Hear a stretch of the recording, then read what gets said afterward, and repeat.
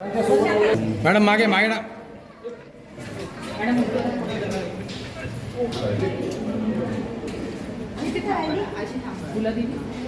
Sir एक look sorry फुल दे तिला फुल दे असे फुल दाखवा दोन्ही हाताने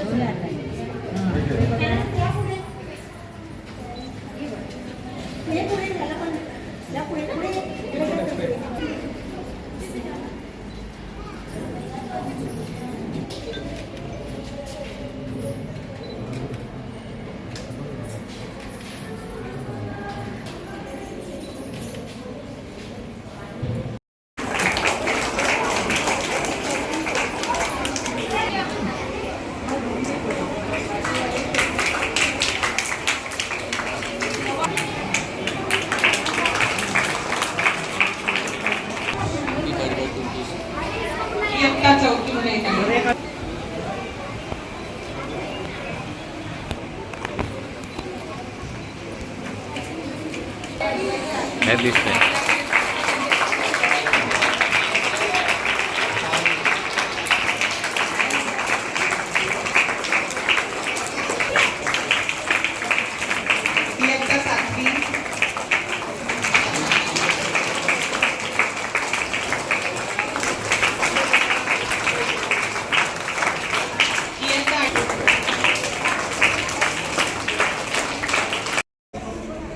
त्यांच्या आगमनाने प्रफुल्लित झाले चित्त अशा सर्व प्रमुख पाहुण्यांचे स्वागत देऊन त्यांना पुष्पगुच्छ आमच्या नवीन विनंती करते की त्यांनी सन्माननीय आयुक्त साहेब श्री कैलास शिंदे साहेब यांचे स्वागत पुष्पगुच्छ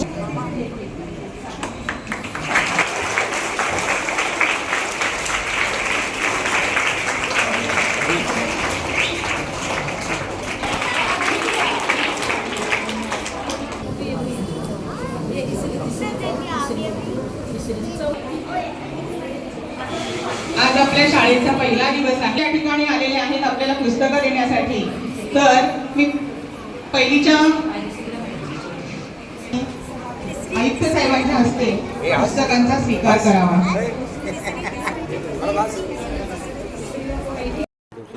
विद्यार्थ्यांचं स्वागत केलेलं काय सांगा? आणि खरोखर आनंदाचा दिवस आहे आज. आपण कसं असतं की प्रत्येकाचा पहिला दिवस हा शाळेमधला कायम संस्मरणीय राहतो आणि हा पहिला शाळेतला दिवस संस्मरणीय राहावा म्हणून महाराष्ट्र शासनाने सर्व शाळांमध्ये आज राज्यामधील सर्व शाळांमध्ये प्रथम दिवसाचं जे पाल्यांचं आहे स्वागत करायचं आहे.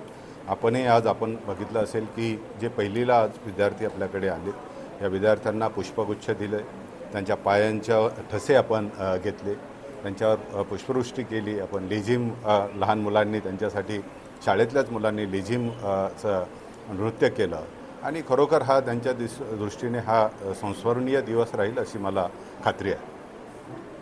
सर, मातृभाषेसोबत इतरही भाषेवरती प्रभुत्व असण्यासाठी तुम्ही मार्गदर्शन केले, जसं गणित असेल किंवा इतर विषय?